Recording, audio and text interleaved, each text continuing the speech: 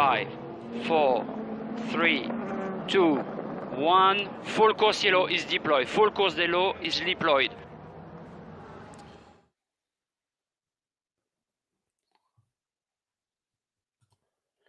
It'll be deployed as soon as I turn that graphic off. Hello, everybody. Welcome to another edition of Full Course Yellow in Pit Lane's weekly get-together, where we sit around and we sort of chat about all things motorsport, all wonderful and weird and wonderful things. And boy, there's been some weird and wonderful stuff happened this week as well, so we'll be talking about that a little bit later on in the program. Joining us on the program tonight will be Brodie Kostecki. Brodie Kostecki, he's not actually like here, and he's not, a part of the, but we will hear from him.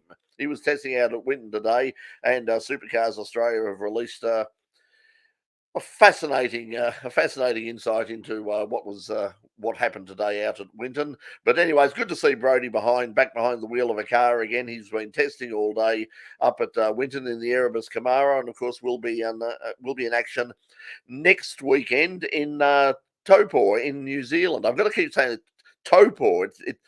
You pronounce it the opposite way it's spelt. It takes a bit of getting used to. Okay, so anyway, tonight, look, it's going to be a fast show, a quick show, because it's a two-hander tonight. Because joining me tonight, my guest at this time is the one and only Peter Johnson, and we say, Peter, welcome to Full Course Yellow and happy birthday. Thank you. Thank you. Yeah, well, what a thing. Oh, hello. Now we've got Docker's joining us. So I spoke too soon because Docker's joining us as well. There we go. So he'll be with us in a second once he gets all sorted out. But yes, Brodie Kostecki running around today. We saw the release on Monday saying that Brodie would be would be coming back, and everything in the garden was rosy, and it's lovely. So, Pete, what do you think? And Mark is joining us as well. So slowly but surely, everyone's joining us. So what do you think? What do you think, Pete? I mean, you saw the releases as much as anybody else. In fact, before we go on to that, and we'll let everybody settle in, I'll fire up that interview with Brodie Kostecki, or these sound bites that were sent out this afternoon by Supercars Australia. Just sound bites basically of Brodie talking about getting back behind the wheel at Winton today in some testing, how he felt about it, and what his plans are for the future. So let's check out that stuff today with Brodie Kostecki. Yeah, it's just all about trying to find my feet again, and I guess it's like riding a bike. You have a few wobbles, and then you find your feet, and I'm still a little bit behind the car. So yeah, have a few small things to work on, for the rest of the day. So we haven't quite got to lunchtime yet, but yeah, quite happy with the day so far, and we'll see how it all ends up. I've got a little bit of catching up to do, but I'm, sort of not too bothered. I've been working very, closely with George, and, we spent the last, 3 days together and been out in Orwell a fair bit, since the announcement, and, just trying to, play catch up. But I've had a few tune-ups from a few people around the joint that have, been very, pivotal in my career so far to date. But, I'm, so far pretty happy with the day so far. Yeah, definitely. It's great to see, a lot of the boys in the team, and, to be able to run the number one and show all the hard work that they put in last year, and, see all their smiles on their faces has been pretty cool. So, yeah, we've still got a little bit of work to do, and, we'll see how we can go at Taupo. Yeah, anything's possible. I've, so far had a pretty good day behind the wheel. So, we'll just focus on ourselves like how we did last year, and, we'll see how we end up. But I'm, pretty confident we'll be up towards the front. Yeah, so that's what came out today. There was also a similar series of sound bites by Barry Ryan, which basically said that it's great to have the family back together again, and we're just having a ball, and we all love each other, we missed each other, and it's just everything's situation normal. Yep, fantastic. But anyway, whatever the reason, Brodie is back. Interesting, he mentioned Norwell, which of course is the driver's centre run by Paul Morris. Both Peter Adderton in his rant about what was happening. We might talk about that a little bit in a moment as well. But both him and also in his column today in Speed Cafe, Roland Dane basically paid a lot of paid a lot of credit to Paul Morris in terms of getting the parties back together again and finding something of a solution to this problem. It certainly seems that he's been the catalyst that's brought the two sides together and got Brodie back on the track again. So I suppose that's the good thing about it. But once again, it's like from all the things I've seen from the mainstream motorsport media, it's like don't mention the war. But anyway, so Mark, I shouldn't laugh, but were you well, it is love. I mean, everybody is like nobody's saying. The only thing that came out in the media release was the quote attributed to Brodie was thank you, I had to get my while I got my health issues sorted. Now it's interesting because that was the line that was being run very heavily by supercars and by Erebus, that there were like health issues. And there were people, close to Brodie, including some other drivers who were mates of his, who were basically saying, no, it's not a health issue at all. So, was it a health issue? And I've heard like two things from two different sides, including one, from pretty close to the situation, who was saying that, yeah, technically, I mean, it really was a health issue. And that's why a lot of people aren't just, really don't want to get into it, because they sort of said, look, a lot of the problems may well have been caused by some mental health issues that Brodie was going through with all the stress of heading towards his first championship and all the rest of it. But the good thing is he's back, and it'll be interesting to see how Erebus perform now. The interesting thing is that Coca-Cola have come out straight away and said, no, we're not coming back. We've committed our money elsewhere. And of course, Coca-Cola, Shannon Keeley, who was with Erebus last year and left Erebus straight after the Grand Prix yesterday or the day before, also announced that she is now working for Coca-Cola. So they were at least impressed with that part of the Erebus organisation, that they've got their former manager in to work with them. So good luck to Shannon. She's a good operator. Well, they did win the championship, so there's something to be said about the management style of someone who wins a championship. Yeah, and that's the thing. That's the sort of the other arguments that's come out. I mean, that I've heard from some people within Erebus, because some of them have said, well, look, I mean, it was, considering the resources that we have compared with some of the other teams, the fact that we were even close, let alone winning we won the drivers' championship, we won the teams' championship. I think we're pretty much fighting above our weight. But at the same time, they did lose. It looked like they've lost Will Brown. They looked like they were going to lose Brodie, and perhaps they will. We don't know what the long-term solution. It may well be a case of, okay, see out your contract for this year, and then we'll shake hands and say goodbye at the end of the year. But certainly nobody's saying anything about that at the moment. But it still doesn't answer the question.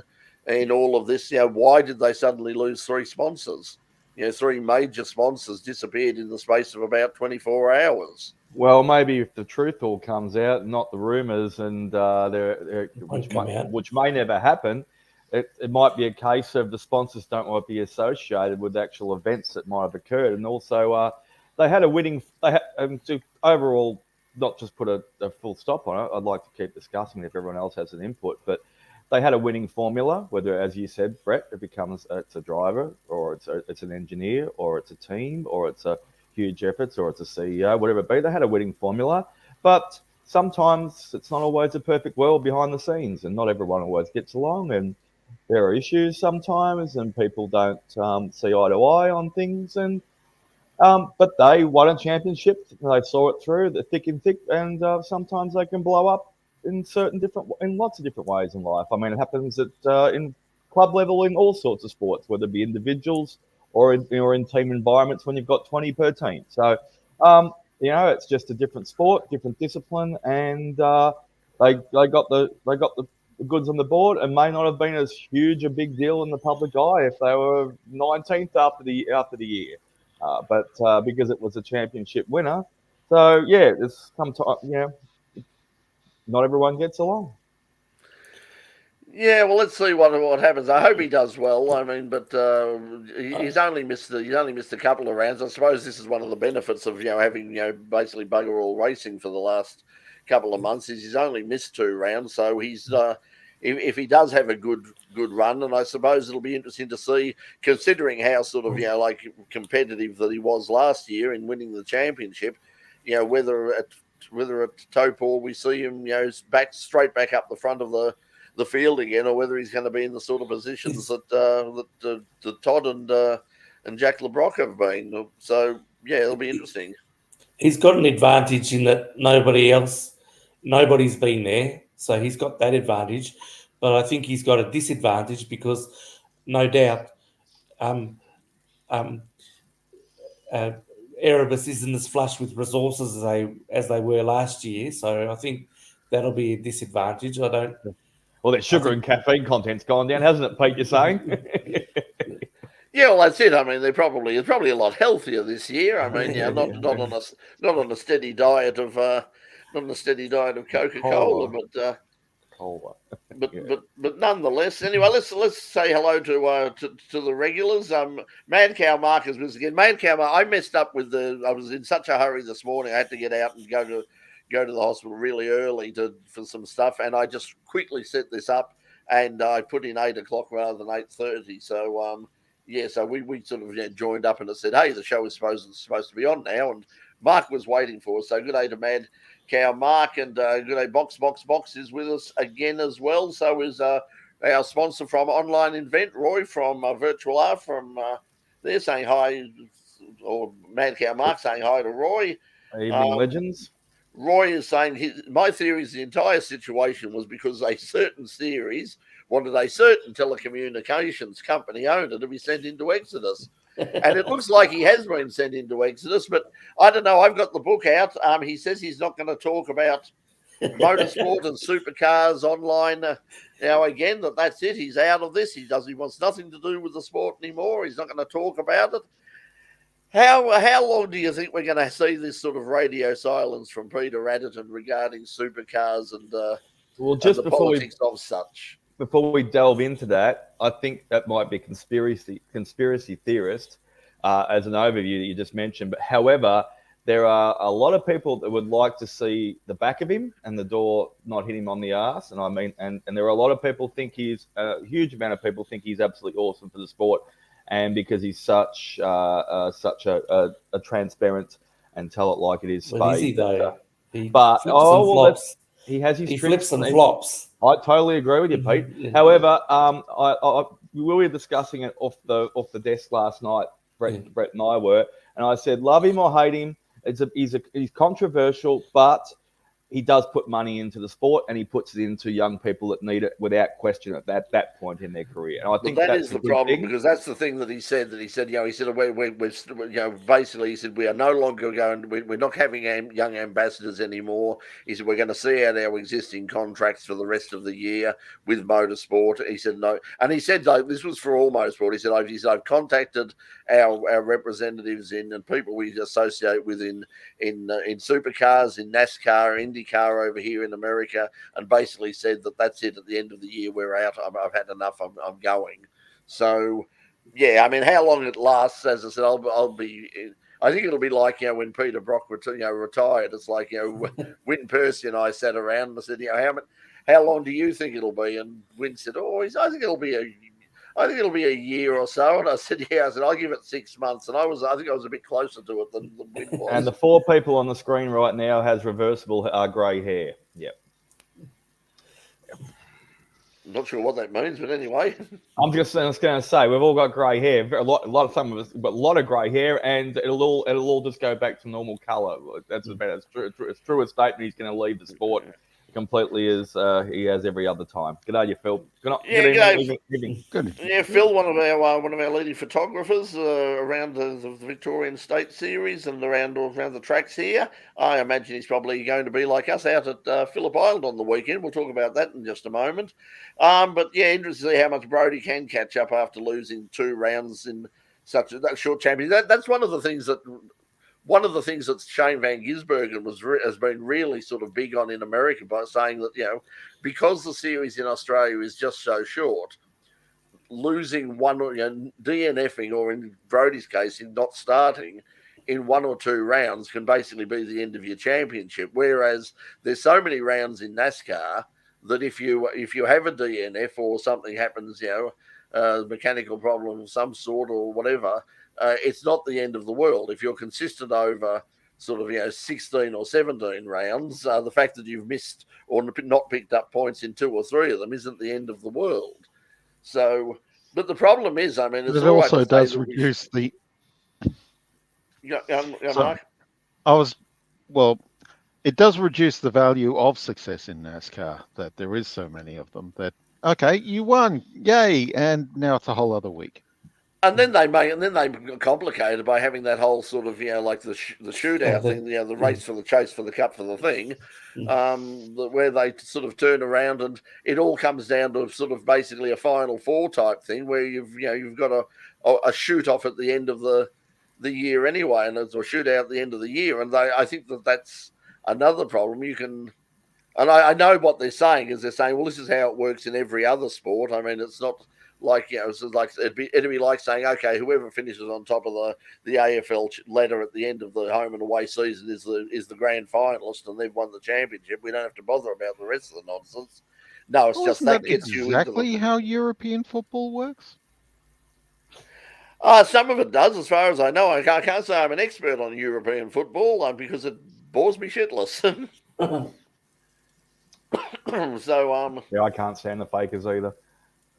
Yeah, it's not a sport. And Sheffield Shield didn't need a final for 90 odd years. Yeah, and there's a case in point that I think that I don't think that the Sheffield Shield final has done anybody any favours, because obviously, I mean, particularly when you've got Western Australia involved, you've got and they're finishing on top. I mean, anyway, but if it's a home final in Western Australia, you basically might as well not bother turning up the other team, because Western Australia are going to win. So and it comes so late in the year. I mean, who the hell watched the final? I mean, because the Sheffield Shield final was happening in like the second week of the AFL season, probably about the third week of NRL, third or fourth week. It sort of got swept up by the ocean, didn't it? That particular thing. There was so much going on in the media that they basically made it third or fourth rung off the cap on the news that night. And by the way, with a couple of highlights, with the couple of snapshots quickly of the ground over in WA, they could have put the Big Bash League on, and people wouldn't have even managed sort of. And in other news, Western Australia has won the 17th Sheffield Shield Championship, and now here's the weather, and so you got the yes coming up.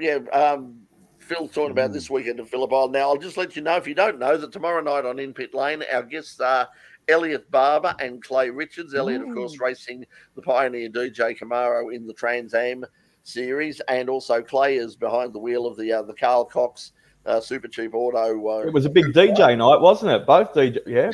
It was a big DJ night, because we got Carl Cox and Elliot Barber. I mean, one's sponsored by a DJ and the other one's sponsored by a DJ console. So and it turns out, as we found out at the end of the program, that Carl is actually an ambassador for Pioneer DJ and uses. Yeah, Elliot let it slip at the end, and we didn't even know about the relationship. We didn't know about that, but apparently Carl's going to be down there on the Friday and.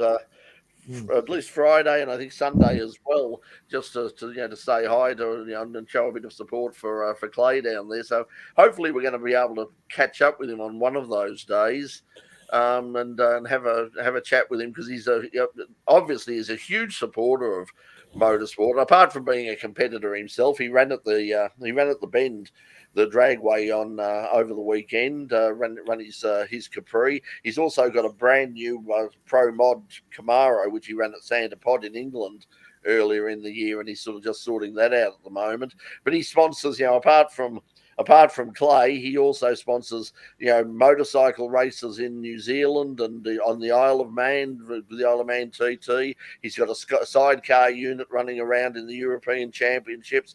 He's got fingers in pies all over the world. So the man's a fair income tragic in terms of motorsport. He's putting his money where his mouth is. So bit like us, all rounders. Bit like us. We just love it all. It's all big all rounders. Yeah, yep. That's it. Boxers saying, remember, TV sport not done for sportsmen, it's done for eyeballs. Yeah, I mean, well, that's it. I mean, supercars, whether it's supercars, Formula One, the World Wrestling Federation, or anybody like that at the moment. I mean, they're all parts of they're basically their content, and that's where the money's coming from. That's why Liberty Media bought Formula One. That's why they've now bought into Dorna. Yeah. That's why. And if you have a look at the company listings for Race, who own V8 supercars, they describe themselves as an entertainment event and television content provider, television production company. There's no mention of we run a race series. It's we do a television show. And when Tony Cochran was running supercars, it was basically SEL. I can't remember what the S and L stood for, but the E stood for entertainment. Yeah, well, it was Sports and Entertainment Limited. That was there, and he was they were heavily tied up with that. And Tony originally came not from the sports side, but from the entertainment side. He was very heavily involved in the famous Frank Sinatra tour to Australia with to Hamilton Island and a number of things. He's produced shows on Broadway and on the West End. Then through IMG eventually got into the sports business, and once again it was actually via Mark Scaife that it all came together. So there's something else we can blame him for, because Mark Scaife and Craig Kelly, the former Collingwood champion, met up with Tony Cochran at some stage, and Tony was horrified when Mark told him how much. He's basically said, how much do you guys make? And Mark said, well, we don't really get paid for what we're doing. And Tony was horrified and said, I think we should talk, guys. I had a funny experience at the Grand Prix that I haven't mentioned yet as well, though, too, involving Mark Scaife. I haven't. This will be good. Ladies and gentlemen, start your lawyers. And the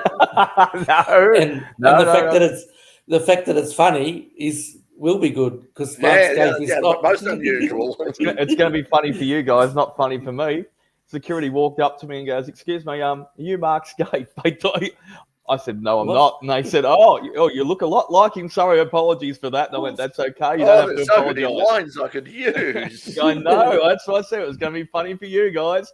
And he goes, "Oh, sorry, I apologise. I thought you were." I said, "That's okay." I said, I mean, you know what that says. At least you know what that says about the size of your nose now, anyway. I was going to say I couldn't see it until Doc turned slightly sideways just then, and then that's. I knew I'd open it. The door is absolutely just flipping. It's got a big breeze coming through right now. But I just thought I'd share it just for a bit. If you can't take the piss out of yourself, who can you take it out of? So anyway, as I said, we are going to try and catch up with Carl. We have invited him on. I mean, he's got such a hectic schedule. He has got a gig. I think that's the reason he's not down on Saturday, because he's got a gig on either Friday night or Saturday down in St Kilda. I think in the Catani Gardens or something. He's got a big gig on in Melbourne. So he's playing. There. But Clay said last night that he was planning to be down there probably Friday and Sunday. And so, but I had invited him onto the show, and he sort of said, well, if I get any time, but, I'm never in Melbourne, I'm seldom there. But so he's probably not in the studio. He's probably booked. He's got his itinerary all sorted out weeks beforehand. It's probably months. I mean, so you have a go on his website, and I mean, basically, and I mean, even today, somebody put up there and said, "Oh, yeah, are you here for long?" And he said, "No, basically, I fly out on Monday." He said, and then he listed all of his dates around the world. He's like a mine worker, FIFO, fly in, fly out. Yeah, so he's constantly on the move, but that means that he does get the opportunity to catch up with his various motorsport interests around the world, and so he would be a very good guy to catch up with in terms of the support he we'll gives certainly make a people. beeline for him when we're down there on the weekend, and hopefully he can just give us two minutes of his time to have a quick chin wag. Yeah, so we will do that. Also, I'll let people know if you're in Melbourne and you're working in the motoring and motorsport industry. This starting tomorrow at the Melbourne Exhibition Centre is the annual Australian Auto Aftermarket Expo. Is on starting tomorrow. Not as much. I had a look today. Not as much performance stuff. We've covered this for basically it's been on every 2 years, and we covered it whether it was here or up in Sydney. We covered it every year because it was probably the closest thing that Australia has to SEMA or the PRI show. But in the past few years, the performance and tuning component has got smaller and smaller and smaller. And there's really looking at the list of exhibitors. There's not a huge amount there. I'm going to sort of try and pop in at some stage tomorrow. But normally we go with a huge crew and we cover it completely. We take I think at one stage, I think 1 year we had about eight people there and 4 cameras running around covering the damn thing. But really this year there's just not it just doesn't seem enough. It's like everything else. I mean, the focus is very much on hey, it's all about electric vehicles. Aren't electric vehicles wonderful? So I'm probably not going to worry too much about that. But there are some performance companies. There's a couple of turbocharger manufacturers along there. A lot of a couple of dyno manufacturers. There's also the collision repair expo alongside it as well. That's part of it as well. And so if you're interested in things like paint finishes and custom paint finishes and repairs to your car or restoration and all that, you might find some interesting stuff there to have a look at. So that's tomorrow, Friday, and Saturday at the Melbourne Exhibition Centre in Spencer Street in Melbourne, just across from the casino. So anyway, that's happening. Just quickly on that, what's his name we were just talking about him. Nick Percat's also going to be attending. I'm not sure if it's every day, but he's definitely going, and he's conducting a seminar. I think could be throughout the whole weekend. So he's always great to have a chat with, and he's going to be. That's about the only thing. Like, you do catch up with a lot of, and I must admit, you do catch up with a lot of gossip as well, because occasionally, I found out some of the driver movements in the world of supercars like 6 months before the rest of the media, simply because some businessman who had no idea was going, hey, let me tell you something, mate. I'm in there and I've been told by the boss here that, that driver, he's out the bloody as soon as this win. And it was like, okay, that's interesting. And sure enough, it happened. So, but you didn't sort of run with it because, he probably doesn't. But in this case, it turned out to be true. It was like, they're getting rid of this guy, and you wait at the end of the year, this other guy's coming in, even though he's got a contract. I think it might be Ben. Yeah, I think it might be Bendix related with Nick because he's a heavy sponsor for Matt Stone Racing these days, and I've had Bendix brake pads on my vehicles for years, and they're actually quiet. They don't throw as much dust up, and I just happened to notice on my feed. So, and Nick's a great guy as well, though, too, and he's probably on a bit of a high at the moment after doing so well at the Grand Prix. Yeah, I mean, certainly if he's there tomorrow, if I catch up with you, because I think the last time we had that was actually where we got Craig Lowndes together with Senator Ricky Muir. Remember Ricky Muir from the Motor Enthusiast Party? Yeah, he was. Yeah, he was. He and created that was. Yeah, and that was it, because he was at the he didn't create it, actually. I'll tell you the story about that at some stage. Okay. But Ricky obviously was the accidental senator sort of thing. He got thrown in. He somehow sort of all the various machinations came together, and he was suddenly got a phone call saying, "Hey, guess what? You're a senator." And he went, "What?" Yeah, the guy behind him had it all figured out. They had all the votes landed. So yeah, they had all child for preference whispering. Yeah, it was. Yeah, they sort of the preference whisperer. The guy was. That's all changed now. You can't do that now. Well, is that Pete? Yeah. Glenn Drury, I think his name was. Oh right, yeah. Yeah. So, but Ricky was there, and we were at the Australian at the expo, and Ricky was opening it or giving a talk there about some issues regarding sort of modifications to trying to protect the rights to modify your vehicles. And we did an interview with him, and Stuart and I were there, and this is Senator Ricky Muir, and he go, "Oh, this Craig Lowndes, I'm a real fan of I wonder if I should go up and say hello to him." I said, "You haven't met?" And he went, "No." And I said, "Oh, come on, we'll introduce you." And he, "Oh, thank you." So we did this. It'll be on the. It's on the. I'm sure it's on the website on the YouTube channel. When we got the two of them together, and Ricky ended up in a simulator with Craig sort of giving him tips, and Ricky's political minder is sitting there going, "Don't do this, Ricky. Ricky, no, please don't do this." Yeah, but it's all right. Shut up. We do have another appointment now, Ricky. Yeah. Okay, yeah. This is more important. How do I take this line here? At least he did represent a motoring enthusiast party style of political format.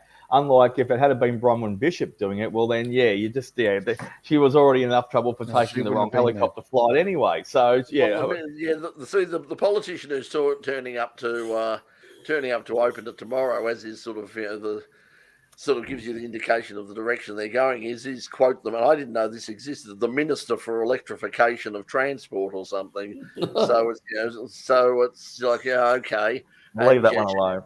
She's going to be there for 50. And they said, "Would you like to come along to a press conference with the minister?" I was like, "No, I don't think so." We'll leave that one alone. There's a lot of different top pine cones you can throw at that one. Yeah, there you go. Best 2% of the vote ever spent. But as I've said before, it's like Roy. Well, I've got Roy too. I've got some homework too for next week. Brett's given. I forced upon myself last night when we were doing a little bit of stuff off screen about. So you've got to educate me. If I catch up with you at Phillip Island, I need to know a little bit about your business. But I don't know whether Roy was going to go down. Incidentally, Roy, I have sent something off to. I'll just say this. I have sent something off to them with some information, and that's all I'll say at the moment. I'll let you know. Off screen in. I can read between the lines there. Yeah, we'll let you. Well, as soon as I find out, we'll let you know. But it's got a bit Penn and Teller in here. Yes, yes, it has. I'll get back onto some real stuff as well too. It's not late breaking news. It did happen over the weekend, and it does all the bike stuff. Doesn't get across Brett's desk as it does as much as mine. There you go. Just before I go into the sprint car stuff, Knackers, if you leave that up, Brett, for a second.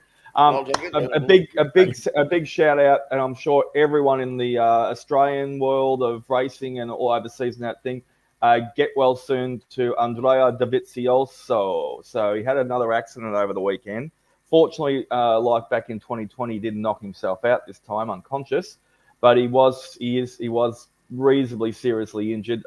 He had to be airlifted to hospital. So he bought, I think it was back in about that time in 2020 or 2022, whenever it was, when he retired. He also bought he actually cashed up and bought up a private motocross track. So he owns one over there in Italy and runs some events there and had some fun with it himself. But I'm not sure if it was that event or not, because some of the details that have come through are a little bit sketchy.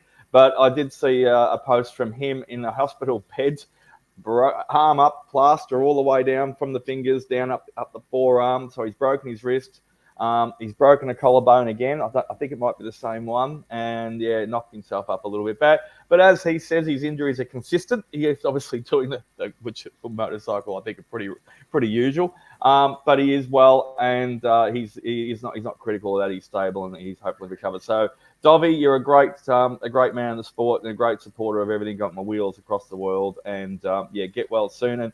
And those stick to the bloody road bikes. Those trail ones are starting to become a little bit. Should also point out that over the weekend that Robert Wickens was also involved in a crash at the Nürburgring, and of course Robert, the former IndyCar driver, there who lost the use of his legs in the crash in an IndyCar, but has now gone back into TCR with a modified vehicle there, and has done really, really well in the TCR Championship in America. And he went over to race at the Nürburgring, and he had to crash as well. But he was released. He was taken in for he was obviously taken in for examination and kept overnight in a German hospital. But he was released.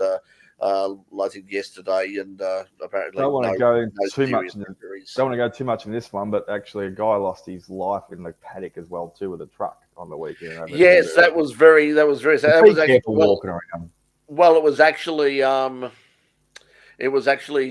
preparing for this weekend's European Le Mans series. They were setting up the truck, and the details are not clear. The sound of it from people who was there is apparently the wind blew, got hold of an awning, and basically just flipped him up in the air, and he came down heavy, and unfortunately was killed. So that's a very sad thing. Be careful in the paddock. Yeah, just be very careful. Just slow down. Be careful, and but yeah, obviously a very sad thing. Speaking of sad, we will say something now quickly before we, just in case we forget it. The man you mentioned the passing of Bev Brock. We certainly mentioned it on this week's show. Tomorrow night's show, we do have the news story about Bev's passing.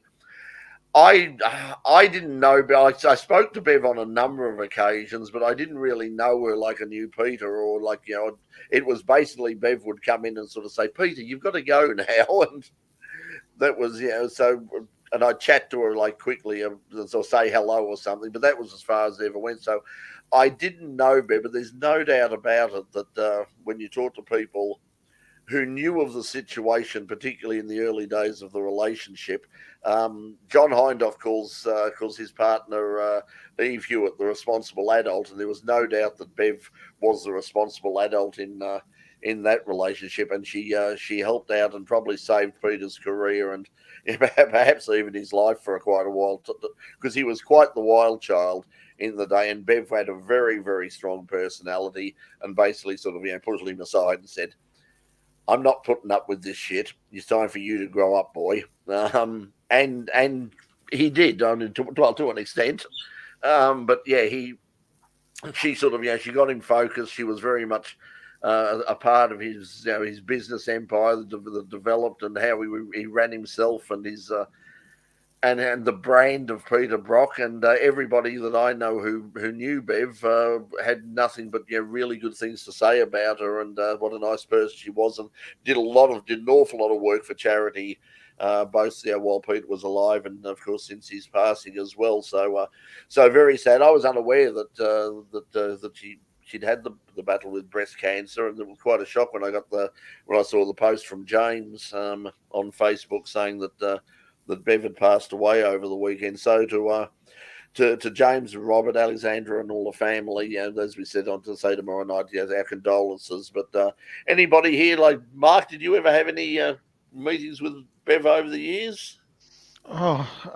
Once or twice. I mean, I didn't have the relationship that you had with Peter, so I didn't really become anyone other than a fan until after Peter had left the sport, at least left it full time, that is.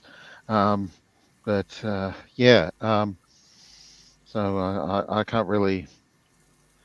I mean, yeah, she was a transformative influence on Peter's life. That much is absolutely certain.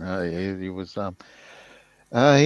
was fond of every vice under the sun. Was Peter in the? He was, and he acknowledges that fact. I mean, both publicly and privately as well, because like as he said, I mean, people knew him as being sort of a vegetarian, non-drinking, like herbal tea. That became the thing. It was like that was all down to Bev's influence, because he certainly wasn't like that in the early days.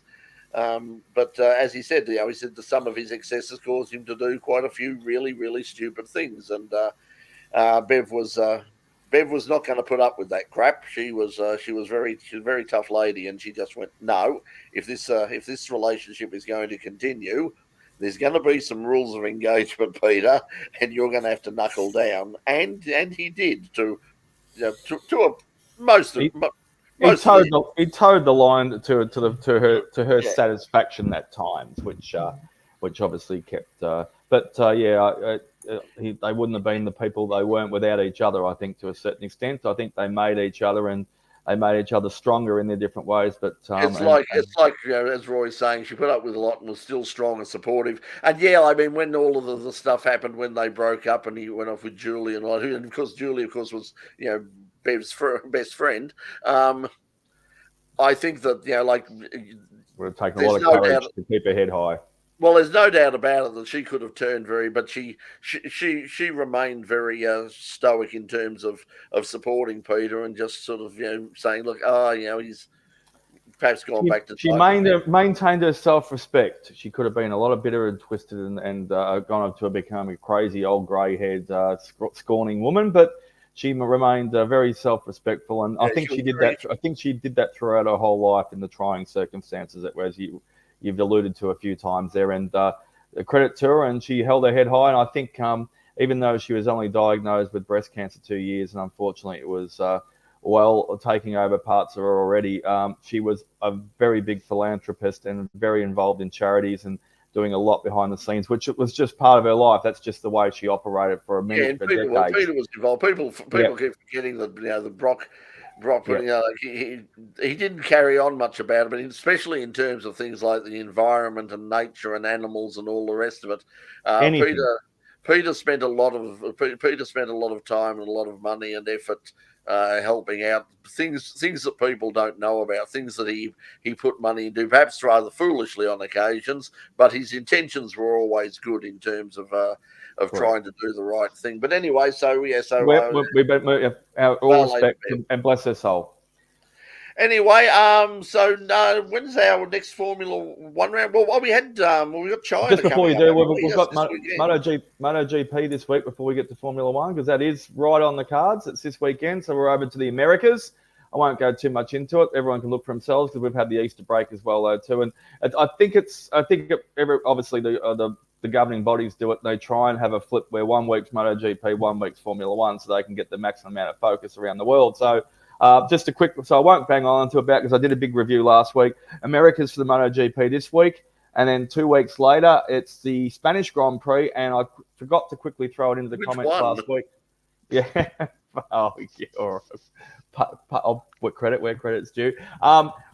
Praying, talking about getting, praying to the gods again. Hope I didn't mention get a chance this week. Hopefully Danny Pedrosa gets a wild card because there's a lot of talk behind the scenes that are going to try and get him up there because he had a lot of fun and was good for the sport. So anyway, that's MotoGP done for the week. Nice and quick, short and sweet.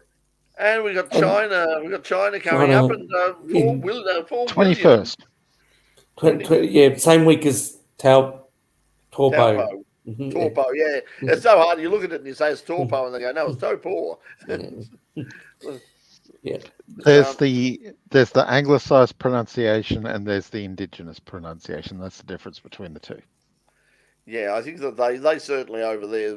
If you go online, if you look on YouTube how to pronounce Topor, because the Topor community have put together a whole YouTube channel, sort of basically saying, when you come to Topau, don't say Topau because it's not called Topau; it's called Topor.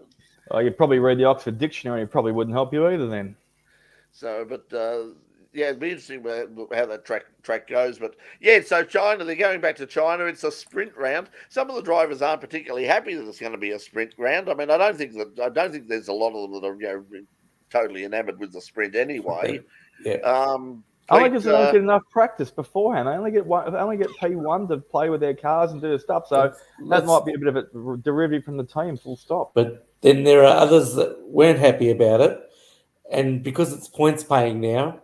And they might be, sort of 1, 2, 3 in the championship.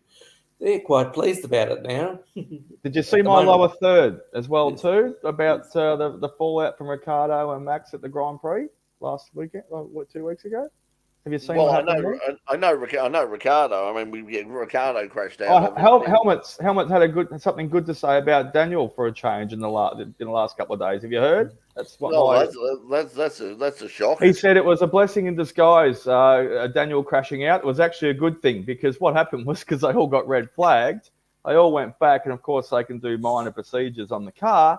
And they weren't all happy with the setup for the whole weekend with Max's car. And what they were able to do was, because they didn't get a chance to do it in qualifying, because they're not allowed to, they wanted to adjust the wing on it. So they got the wing adjusted, and so Max was even happier, and he got more of a margin on the rest of them. So they were all, thank you, Daniel, for crashing. We got to adjust Max's wing. He would have won anyway because he was running away with it before. They wanted the bigger margin. Yeah. They wanted the bigger margin.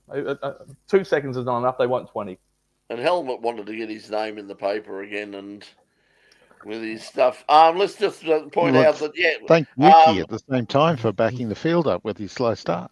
Yes, that helped as well. Yeah, coming up this week, Friday night, it'll start Friday and Saturday at Avalon Raceway. There's the Australian Pro Sprint Car title. That's the 360, the so-called small blocks of the sprint car world. They're certainly not slow compared with the others. 4 to 6 p.m. practice session tomorrow evening. I don't know if you know if that's open to the public. That might be interesting. If you're in the area, you might be able to, on the way home from work or something. If you're heading back down to Geelong Way or something, you might be able to sort of take a bit of a detour and have a look. But certainly, that's on Clay per view. That's the you've got to pay for it. It's the pay, so. I might get a gig in Geelong this Friday. I can pull the truck over and block off the Westgate Freeway and go to that, just wander into Avalon for the hell of it. Yeah. And the following Saturday, the final event of the Sprint Car Diggers Cup. Also, unfortunately, we mentioned last week about all of the Speedway being cancelled, and we mentioned that I think that everything Druin was cancelled, a whole bunch of tracks had been cancelled, but the Nyora was still going ahead. Well, unfortunately, the next night, Nyora was cancelled as well, so they're out of it. But they've got one more meeting, and I think they've got one more meeting coming up as well, weather permitting. Okay, guys, I think we might call it quits there. Mark saying 408 isn't small. These are 360s. These are the 360. Basically the 6 litre sprint cars running around. And to be fair, the 350 motor that's been such a mainstay of sports stands over the years has always been called the Chevrolet small block as well. So that's the terminology. 6 litres is the small block compared to the 7 or 8 litres. Yeah, I think it's like once you get up to 7 and 8 litres. Speaking of big block engines, coming up at Calder Park, there's a meeting coming up this weekend. But coming up the Friday afterwards, we're back to another Fast Friday and another roll racing night. And then following over the weekend, there's the Streetcar Challenge. I'll give you some details about that next. We can't say too much about it at the moment. I'm sort of sworn to secrecy on something because I spent a lot of this afternoon on the phone to different people talking about this event, and I can't say too much about it at the moment, but I'll let you know next week on In Pit Lane. We're also there's a huge, the Australian Kart Championship is coming up next weekend up at the Eastern Lions track at Seymour, and our guest on Tuesday night will be young Matt Basso, who apart from the reason that Matt is on there is he's very proactive, and he got in touch and said, "Hey, you're looking for guests? I'd love to come on," and all that. And he is very proactive to the point that his Facebook, he has over 13,000 followers on social media.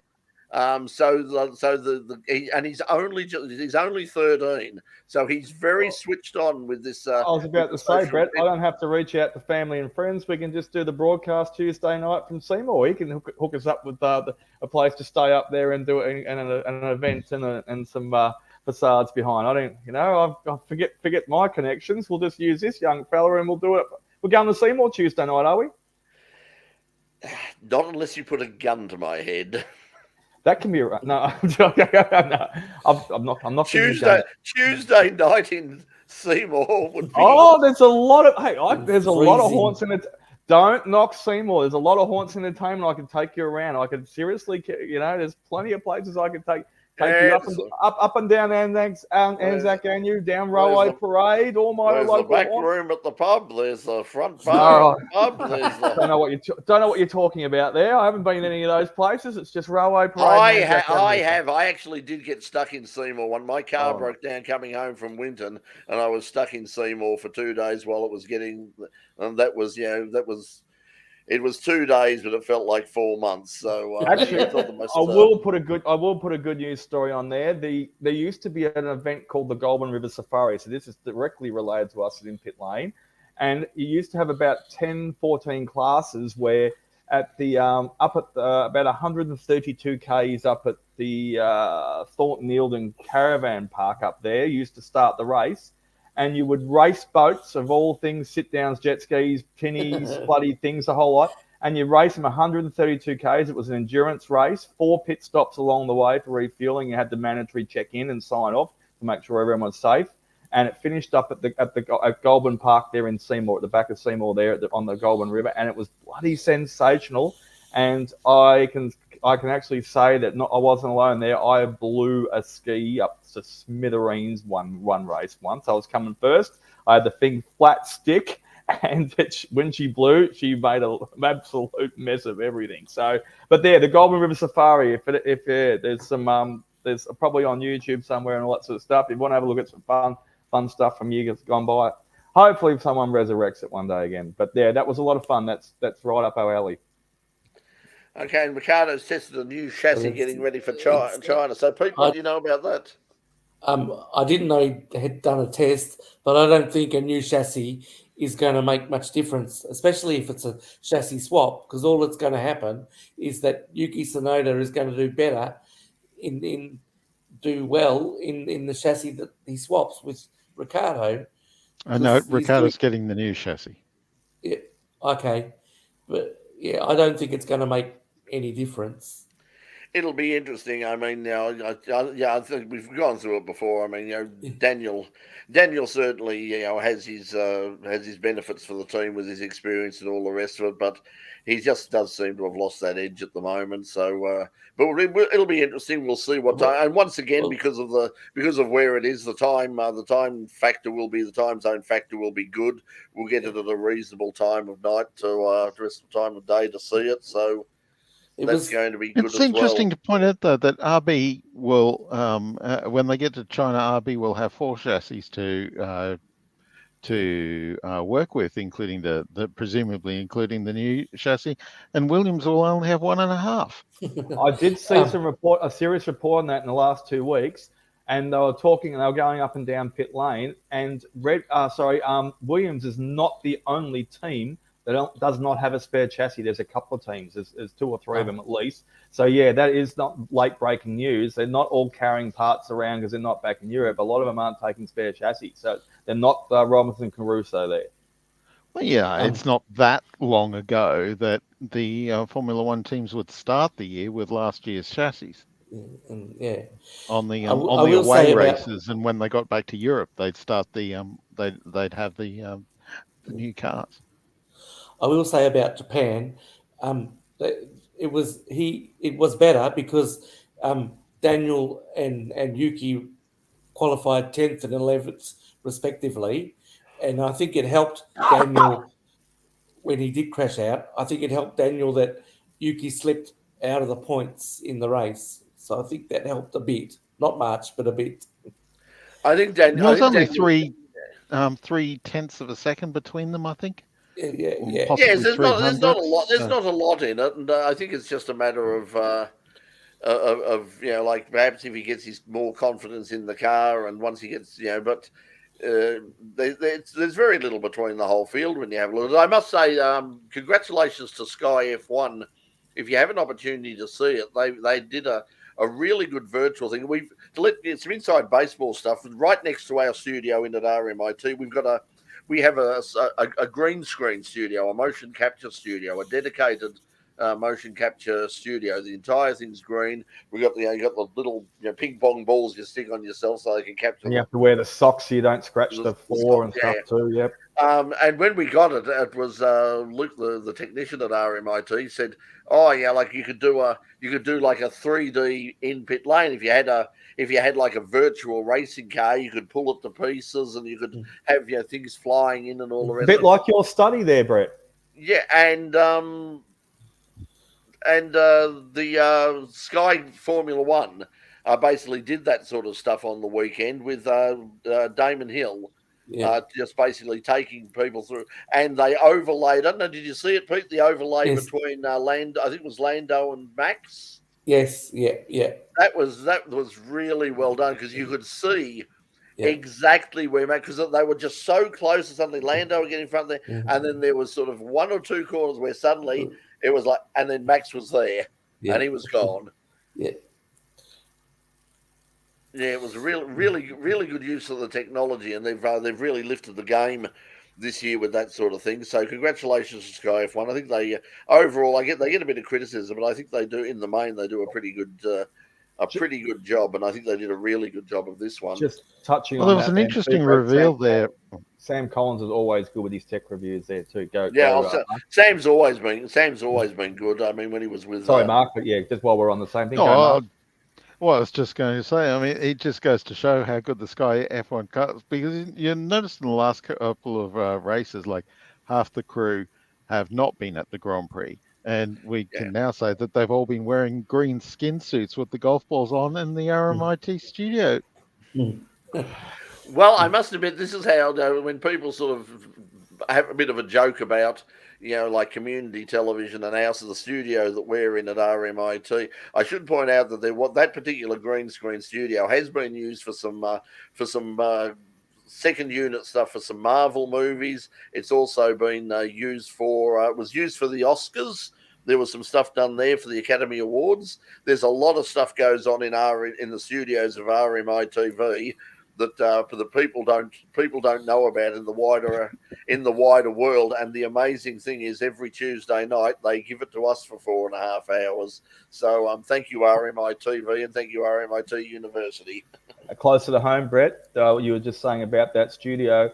Some of our students, which are part of our In Pit Lane family as well too, have used it next door. They're quite versed in it.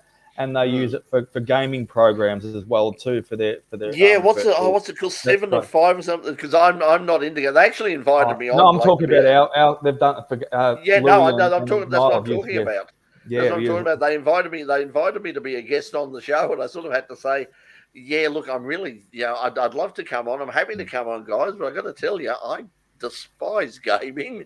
Our crew is incredible. We owe what we are, how ugly we look every week to them. So we appreciate. Yeah, and once again, have a look at our band tomorrow night, Veiled Archer, heavy metal. Got the stuff home last night, and as I said to Pete before we started on, where the show was a bit long last night, we were 1 second over, and I reckon that's bloody good for the 1 second. So, you beat my record. When I lost you at the end of last year, I was only a few seconds over. I got it actually. Jason was telling me how much I nailed it that night, and then there goes my record. That's it. I'm out the door now. That's it. We're done. I quit. Anyway, no, it's really good. The crew are fantastic, and including Pete. Pete doesn't know it, but I try and make eye contact with him all the time. I can barely see him because he's in the dark and he's just throwing fingers up like this. It's like actually when he's throwing fingers up, it actually does mean something. So he's not just giving us the bird. Yeah, no. When he's doing that. It means don't start asking a question. That was you last night, not me. I wasn't guilty for it last night anyway. And when I'm doing this, it doesn't mean I'm going to slit your throat. Yes, it does. I thought we were doing Slipknot as a matter, right? No. Anyway, listen, we know all the hand signals. The crew are fantastic. We've got to get going. At least I've got to get going. I haven't had tea, and I've got to. Good to catch up with you, Mark. Congratulations on the commentary on the weekend. We haven't touched on it, so yeah, great to see you. Didn't tune in, but that was awesome, mate. I saw some bits and pieces. Good on you, buddy. Well, we weren't streaming, at least not to my knowledge. So I don't know. I saw your Facebook post, not your fake one, your real one. Yeah. Yes. By the way, if you've just received, Don't if you're take a out there friend and you've request from me. received a friend request from Mark Jones in the last 24 hours or so, it's probably not Mark. No, accept it and expect to get hacked and have a lot of fun with it and do whatever you want. So that's, if you want to go crazy in the world and take up a whole couple of days of getting hacked yourself. I think we've got more things to do with our time, and I certainly have. Anyway, how'd it go, Mark? Getting out of this It stuff. did. Yeah, we had some great racing. It was the XLs were fantastic. They put on such a good bunch of races. Although special mention to Connor Roberts, because he won 5 from 5 and kind of checked out in almost all 5 races. So, but the battle for second place was on between about 10 cars at most at some point during the races, and it was just brilliant to behold. So his nickname's Connor Max Roberts now, then? Checked out, gone. Boom. Hey, Doc. All right. But yeah, Well done. Okay. Well done, Pete. Pete has done the magic thing. So let's get out of it. We'll see you all hopefully next week on the program. Remember, be watching In Pit Lane tomorrow night, 9:30. Clay Richards and Elliot Barber. Also, we've got lots and lots of drag racing stuff and our band, Veiled Arch. If you like heavy metal music, you're going to love their band tomorrow night. They are just over the top fantastic. Okay, everybody, we'll see you next week. Thanks for joining us. Catch you next week. Bye for now.